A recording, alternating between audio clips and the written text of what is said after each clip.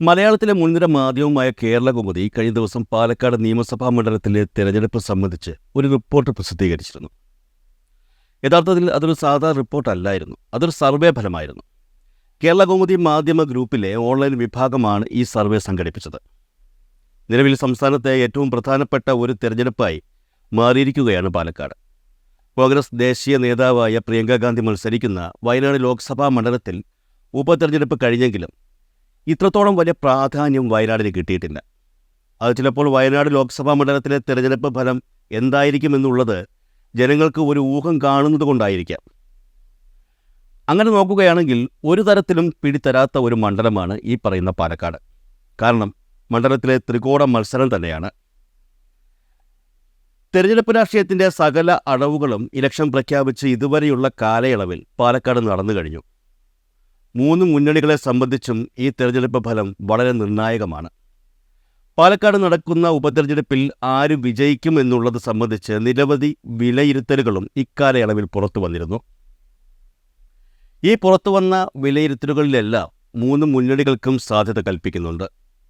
മാധ്യമങ്ങളും അല്ലാതെയുള്ള സ്വതന്ത്ര തെരഞ്ഞെടുപ്പ് നിരീക്ഷകരുമൊക്കെ അവരവരുടെ അഭിപ്രായങ്ങളും വിലയിരുത്തലുകളും പുറത്തുവിട്ടിരുന്നു. എന്നാൽ ഇവിടെ, അതായത് ഈ സർവേയിൽ കേരളകൗമുദി ചെയ്തിരിക്കുന്നത് പാലക്കാട് ജനങ്ങളുടെ മനസ്സറിയുകയാണ്. പാലക്കാട്ടെ ഉപതെരഞ്ഞെടുപ്പിനെ സ്വാധീനിക്കുന്ന ഘടകങ്ങൾ ഏതൊക്കെയാണെന്നും അത് ഏതൊക്കെ രീതിയിൽ തിരഞ്ഞെടുപ്പിനെ സ്വാധീനിക്കും എന്നും അറിയാൻ ശ്രമിച്ചിരിക്കുകയാണ് കേരളകൗമുദി. അതുമായി ബന്ധപ്പെട്ട റിപ്പോർട്ടാണ് കഴിഞ്ഞ ദിവസം കേരളകൗമുദി ഓൺലൈൻ പുറത്തുവിട്ടത്. എന്തായാലും രാഷ്ട്രീയ നിരീക്ഷകരുടെ മാത്രമല്ല, സാധാരണ ജനങ്ങളുടെ അഭിപ്രായങ്ങൾ കൂടി അറിയേണ്ടത് ഇക്കാര്യത്തിൽ ആവശ്യമാണ്. അതുകൊണ്ട് തന്നെ ഈ സാഹചര്യത്തിൽ കേരളകൗമുദി പ്രസിദ്ധീകരിച്ച ഈ റിപ്പോർട്ട് പ്രാധാന്യമർഹിക്കുന്നുണ്ട്. ഈ റിപ്പോർട്ട് വ്യക്തമായി ഓടിച്ചു നോക്കിയാൽ നമുക്ക് മനസ്സിലാകും ഏതൊക്കെ രീതിയിലാണ് പാലക്കാട് തിരഞ്ഞെടുപ്പിൽ സാധ്യതകൾ നിലനിൽക്കുന്നതെന്ന്. നേതാക്കന്മാരും സ്ഥാനാർത്ഥികളുമൊക്കെ എന്തൊക്കെ പറഞ്ഞാലും തിരഞ്ഞെടുപ്പിൻ്റെ അവസാന വാക്ക് ജനങ്ങളാണ്. ജനങ്ങളുടെ തീരുമാനം എങ്ങനെ ഇരിക്കും, അതിനനുസരിച്ചായിരിക്കും ഓരോ സ്ഥാനാർത്ഥിയുടെയും തിരഞ്ഞെടുപ്പ് സാധ്യതയും നിലനിൽക്കുന്നത്. എന്തായാലും പാലക്കാട് ഉപതെരഞ്ഞെടുപ്പിനെ സംബന്ധിച്ച ഈ സർവേ റിപ്പോർട്ട് നമുക്കൊന്ന് പരിശോധിക്കാം. വാശിയേറിയ ത്രികോണ മത്സരമാണ് പാലക്കാട് നിയമസഭാ മണ്ഡലത്തിലെ ഉപതെരഞ്ഞെടുപ്പിൽ നടക്കുന്നത്.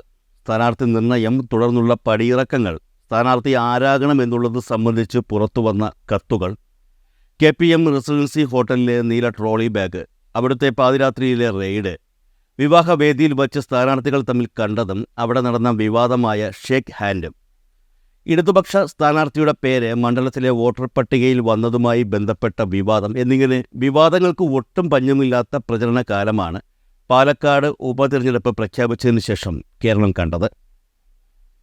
മറ്റൊരു രീതിയിൽ പറഞ്ഞാൽ, രാഷ്ട്രീയ കേരളം ഇതുവരെ കണ്ടിട്ടില്ലാത്ത രീതിയിലുള്ള വിവാദങ്ങളും മറ്റ് അനുബന്ധ വിഷയങ്ങളും ഈ തിരഞ്ഞെടുപ്പ് കാലയളവിൽ ഇതുവരെ സംഭവിച്ചു. ഒരർത്ഥത്തിൽ ചേലക്കര നിയമസഭാ ഉപതെരഞ്ഞെടുപ്പും വയനാട് ലോക്സഭാ ഉപതെരഞ്ഞെടുപ്പും വളരെ സമാധാനപൂർവ്വമാണ് കഴിഞ്ഞത്. വലിയ രീതിയിലുള്ള വിവാദങ്ങളൊന്നും ഈ തിരഞ്ഞെടുപ്പുകളെ സംബന്ധിച്ച് ഉണ്ടായില്ല. എന്നാൽ പാലക്കാട് തിരഞ്ഞെടുപ്പ് അങ്ങനെയല്ല എന്ന് മാധ്യമങ്ങൾ ശ്രദ്ധിക്കുന്ന ഏതൊരാൾക്കും മനസ്സിലാകും.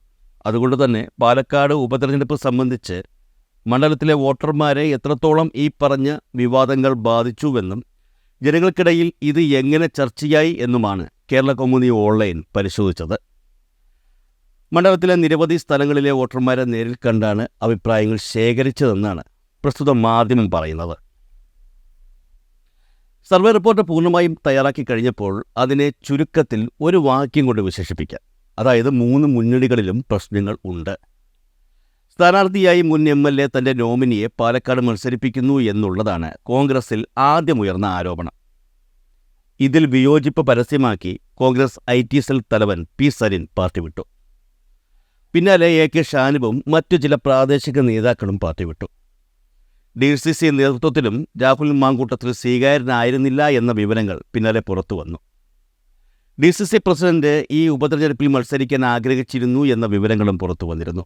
അല്ലെങ്കിൽ K. മുരളീധരൻ മത്സരിക്കണമെന്നാവശ്യപ്പെട്ടുള്ള കത്തും AICCക്ക് കൈമാറിയിരുന്നു. പക്ഷേ ഷാഫി പറമ്പിലിൻ്റെ പിൻഗാമിയായി യൂത്ത് കോൺഗ്രസ് അധ്യക്ഷനായ രാഹുൽ മാങ്കൂട്ടത്തിൽ തന്നെ സ്ഥാനാർത്ഥിയായി വന്നു. കോൺഗ്രസ് വിട്ട സരിന് CPM രാഷ്ട്രീയ അഭയം നൽകുകയും സ്വതന്ത്ര സ്ഥാനാർത്ഥിയായി മണ്ഡലത്തിൽ അവതരിപ്പിക്കുകയും ചെയ്തു. പലപ്പോഴും സരിൻ നടത്തുന്ന പ്രസ്താവനകൾ പാർട്ടി നിലപാടല്ലെന്ന് പാർട്ടി നേതൃത്വത്തിന് തിരുത്തേണ്ടി വന്നു. സരിൻ്റെ കടന്നുവരവ് ഇടതുപക്ഷത്തും പ്രശ്നങ്ങൾ ഉണ്ടാക്കി എന്നുള്ളത് നേരെ. അതിനിടെ CPMൻ്റെ പാർട്ടി ചിഹ്നത്തിൽ മത്സരിക്കാൻ ആളില്ലേ എന്ന ചോദ്യം ഉയർന്നു. ഈ ചോദ്യം പാലക്കാട്ടെ വോട്ടർമാരിലെ ഇടത് അനുഭാവികൾ തന്നെ ചോദിക്കുകയും ചെയ്തിരുന്നു. ഇതിൽ കോൺഗ്രസ് അഴിച്ചുവിട്ട പ്രചരണം മറ്റൊന്നാണ്.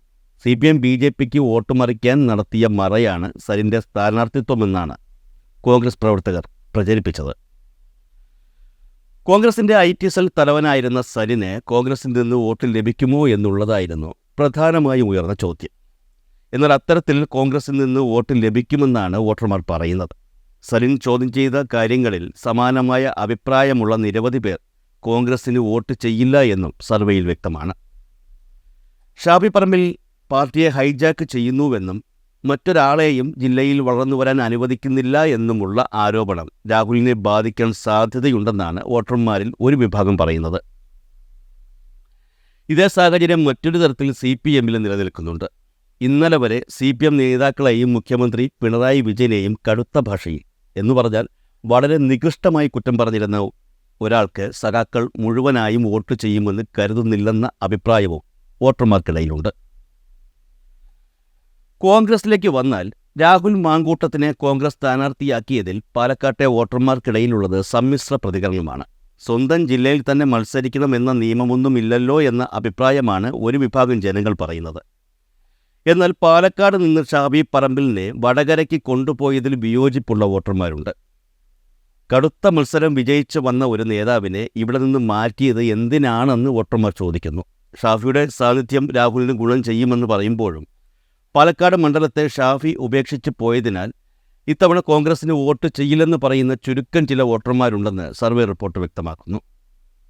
BJPയുടെ കാര്യത്തിലേക്ക് വന്നാൽ നഗരസഭയുടെ മുൻ വൈസ് ചെയർമാനായ C. കൃഷ്ണകുമാർ പാലക്കാട് ജില്ലയിൽ BJPക്ക് അവതരിപ്പിക്കാൻ കഴിയുന്ന ഏറ്റവും നല്ല സ്ഥാനാർത്ഥിയാണെന്നാണ് ജനങ്ങളുടെ അഭിപ്രായം. എന്നാൽ 2019, 2024 ലോക്സഭാ തെരഞ്ഞെടുപ്പുകളിലും 2016, 2021 നിയമസഭാ തെരഞ്ഞെടുപ്പുകളിലും മത്സരിച്ച കൃഷ്ണകുമാറിൻ്റെ 5ാമത്തെ മത്സരമാണിത്. ചെറുപ്പക്കാരായ പ്രവർത്തകർക്കിടയിൽ സ്വാധീനമുണ്ടായിരുന്ന സന്ദീപ് വാര്യരെ പോലുള്ള ഒരാളുമായി നിൽക്കുന്ന പ്രശ്നങ്ങൾ കൃഷ്ണകുമാറിനെ ബാധിച്ചേക്കുമെന്നാണ് കരുതപ്പെടുന്നത്. എന്നാൽ ഇക്കാര്യത്തിൽ കൂടുതൽ വോട്ടെണ്ണുമ്പോൾ മാത്രമേ പറയാൻ കഴിയുകയുള്ളൂ എന്നാണ് സർവേയിൽ വ്യക്തമാക്കുന്നത്. ഇനി KPMൽ പാതിരാത്രി നടന്ന റെയ്ഡിലേക്ക് വരാം. പാലക്കാട് KPM റെസിഡൻസി ഹോട്ടലിൽ നീല ട്രോളി ബാഗിൽ കള്ളപ്പണം കൊണ്ടുവന്നു എന്നും അനധികൃത പണമിടപാട് നടത്തിയെന്നുമുള്ള ആരോപണങ്ങളെ ജനങ്ങൾ എങ്ങനെ കാണുന്നു എന്നുള്ളതായിരുന്നു ചോദ്യം. ഈ സംഭവങ്ങളെ രാഷ്ട്രീയ ആരോപണത്തിനപ്പുറം ജനങ്ങൾ കാണുന്നില്ല എന്നാണ് സർവേയിൽ വ്യക്തമാകുന്നത്. ഇലക്ഷനിൽ എല്ലാ രാഷ്ട്രീയ പാർട്ടികളും പണമിടപാട് നടത്തുന്നതല്ലേ എന്നാണ് വോട്ടർമാർ തിരിച്ചു ചോദിക്കുന്നത്. അതേസമയം ഈ വിഷയം കോൺഗ്രസിനെ ബാധിക്കുമെന്ന് ഒരു വിഭാഗം പറയുന്നുണ്ട്. മറ്റൊരു വിഭാഗം CPM അധികാരവും പോലീസിനെയും ഉപയോഗിച്ച് നടത്തിയ നാടകമാണെന്ന അഭിപ്രായമുള്ളവരാണ്. ഒരു രാഷ്ട്രീയ സംഭവം എന്നതിലപ്പുറം തെരഞ്ഞെടുപ്പ് പ്രചരണ വിഷയമായി 3 മുന്നണികളും നീല നിറത്തിലുള്ള ആ ട്രോളി ബാഗിനെ ഉപയോഗിക്കുന്നില്ല എന്നുള്ളതാണ് നിലവിലെ രാഷ്ട്രീയ സാഹചര്യം. കോൺഗ്രസ് CPM ഡീലെന്ന് BJPയും BJP CPM സംയുക്ത തിരക്കഥയെന്ന് കോൺഗ്രസും ആരോപിക്കുന്നതിലപ്പുറം ഒരു ചർച്ചയും വോട്ടർമാർക്കിടയിൽ ഇത് സംബന്ധിച്ചുണ്ടായിട്ടില്ല. മറ്റൊരു കാര്യം കൂടി ചൂണ്ടിക്കാണിക്കുന്നുണ്ട്. ഈ സംഗതി ഇപ്പോൾ പൊതു ഇടത്തിൽ ചർച്ച ചെയ്യുന്നില്ല. വോട്ടർമാർക്കിടയിലെ ഈ ചിന്താഗതി മനസ്സിലാക്കി തന്നെയാണ് രാഷ്ട്രീയ പാർട്ടികൾ ഇത് ചർച്ച ചെയ്യാതിരിക്കുന്നതെന്നാണ് സർവേ പറയുന്നത്. അതേസമയം പാതിരാ റെയ്ഡ് കോൺഗ്രസിലെ ഒത്തൊരുമിപ്പിന് കാരണമായെന്നും കോൺഗ്രസ് പ്രചരണം ശക്തമാക്കാൻ കൂട്ടായ പ്രവർത്തനം ഉണ്ടായി എന്ന അഭിപ്രായവും വോട്ടർമാർക്കിടയിലുണ്ട്. ഇലക്ഷനിൽ ജയിക്കാൻ ഒരുമിച്ച് പ്രവർത്തിക്കണമെന്നും ജയം എളുപ്പമല്ലെന്നും കോൺഗ്രസ് ആ സംഭവത്തോടെ മനസ്സിലാക്കിയെന്നും തൊട്ടടുത്ത ദിവസം മുതലുള്ള പ്രചരണത്തിൽ അത് കാണാൻ കഴിഞ്ഞുവെന്നും ചില വോട്ടർമാർ പറയുന്നു. മണ്ഡലത്തിലെ വികസനങ്ങളെക്കുറിച്ചുള്ള അഭിപ്രായ രൂപീകരണവും നടത്തിയിരുന്നു. പാലക്കാട് നഗരസഭയും മാത്തൂർ, പിരായിരി, കണ്ണാടി എന്നീ പഞ്ചായത്തുകളും ചേർന്നതാണ് പാലക്കാട് നിയമസഭാ മണ്ഡലം. നഗര ഗ്രാമ മേഖലകളിലെ ജനങ്ങളുടെ പ്രശ്നങ്ങളും ആവശ്യങ്ങളും വ്യത്യസ്തമാണ്. വിവാദങ്ങൾ രാഷ്ട്രീയമായി മാത്രം നിലനിൽക്കുന്നതാണെന്ന അഭിപ്രായമാണ് വോട്ടർമാർ പങ്കുവയ്ക്കുന്നത്. ഗ്രാമീണ മേഖലയിലേക്ക് വന്നാൽ കുടിവെള്ള പ്രശ്നവും കാർഷിക മേഖല നേരിടുന്ന പ്രശ്നങ്ങളുമാണ് വോട്ടർമാർ ഉന്നയിക്കുന്നത്. മെച്ചപ്പെട്ട റോഡ് സംവിധാനം വേണമെന്ന ആവശ്യവും ഉയരുന്നുണ്ട്. നഗരമേഖലയിലേക്ക് വന്നാൽ പാലക്കാട് ടൗൺ ഹാൾ, റോഡുകളുടെ വീതി കുറവ്, സ്കൂളുകളുടെ ഡിജിറ്റലൈസേഷൻ, പാലക്കാട് സ്റ്റേഡിയത്തിൻ്റെ വികസനം, ഗതാഗതക്കുരുക്കിന് ശാശ്വത പരിഹാരം, യുവാക്കൾക്ക് തൊഴിൽ കിട്ടുന്ന സംവിധാനങ്ങളുടെ കാര്യത്തിൽ മണ്ഡലത്തിലെ അപര്യാപ്തത, ഈ മുതലായ സംഭവങ്ങളാണ് ചർച്ചാ വിഷയമായി നിലനിൽക്കുന്നത്. ചുരുക്കത്തിൽ പാലക്കാടുള്ള വോട്ടർമാരുടെ മനസ്സിലുള്ളത് ഇക്കാര്യങ്ങളൊക്കെയാണ്. ഈ കാര്യങ്ങളുമായി ബന്ധപ്പെട്ടുള്ള ജനങ്ങളുടെ ആശങ്കകൾ പരിഹരിച്ച് ജനങ്ങളുടെ മനസ്സുകളിലേക്ക് കടന്നു കയറാൻ കഴിയുന്ന സ്ഥാനാർത്ഥിക്കായിരിക്കും ഉറപ്പായും പാലക്കാട് വിജയം സംഭവിക്കുക.